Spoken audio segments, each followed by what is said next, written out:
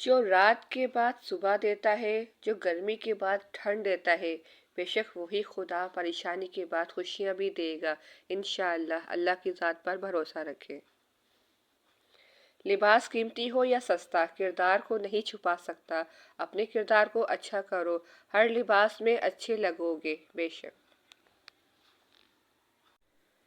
محبت کے عادی لوگ لہجوں کی سختیاں برداشت نہیں کر سکتے۔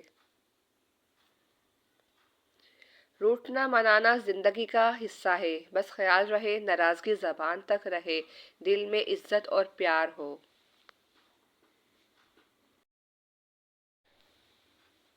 بھروسہ وہ نازک شیشہ ہے جو ایک مرتبہ ٹوٹ جائے تو پھر کبھی نہیں جڑتا، اور اگر کبھی جڑ بھی جائے تو چہرے دو ہی نظر آتے ہیں۔ اچھے رشتوں کو وعدے اور شرطوں کی ضرورت نہیں ہوتی، اس کے لیے صرف دو لوگ چاہیے جن میں سے ایک بھروسہ کر سکے اور دوسرا اسے سمجھ سکے۔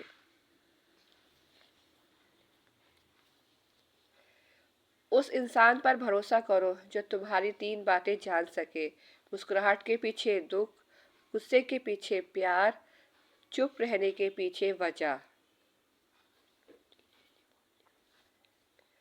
حضرت علی نے فرمایا، جب لوگ غصے میں ہو تو ان کی بات غور سے سنا کرو، کیونکہ اصل حقیقت تب سامنے آتی ہے جب وہ غصے میں ہوتے ہیں۔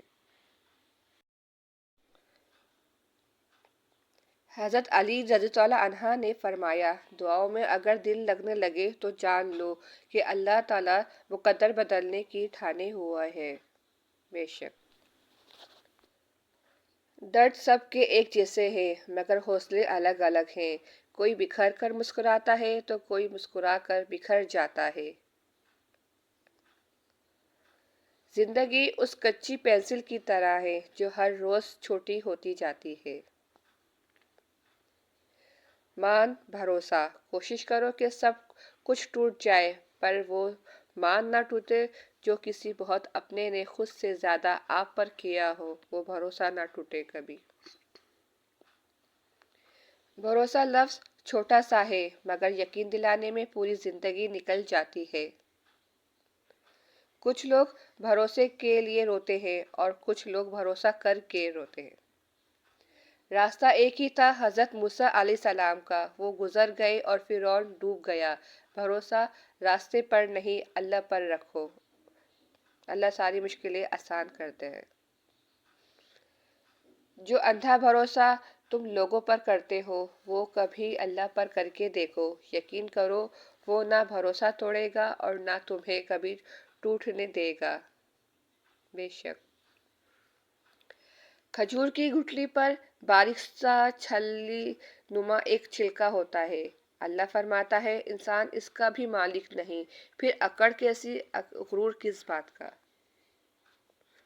کل کی فکر مت کرو، جس رب نے آج تک سنبھال لیا ہے وہ کل بھی تمہیں سنبھال لے گا، بس رب کی ذات پر بھروسہ رکھو۔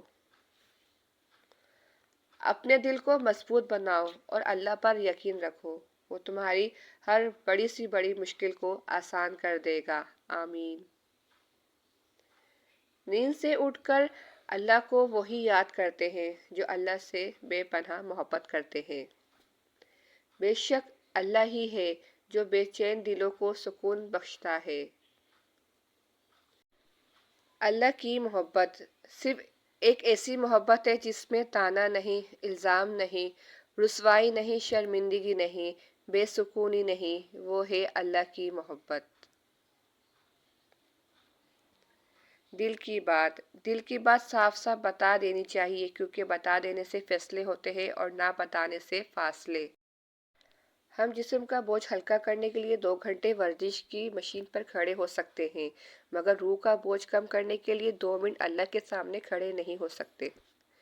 اللہ سے دوستی کے بعد پھر ایک وقت ایسا آتا ہے جب آپ کو تنہائی سے ڈر نہیں لگتا، اکیلے رہنا برا نہیں لگتا، آنکھ میں سے لوگوں کی وجہ سے آنسو نہیں گرتے، ہونٹوں پر ہر وقت مسکراہٹ رہتی ہے، ہم سے کوئی بات کرے یا نہ کرے پر دل ہر وقت مطمئن رہتا ہے، اور وہ ہے اللہ کی محبت۔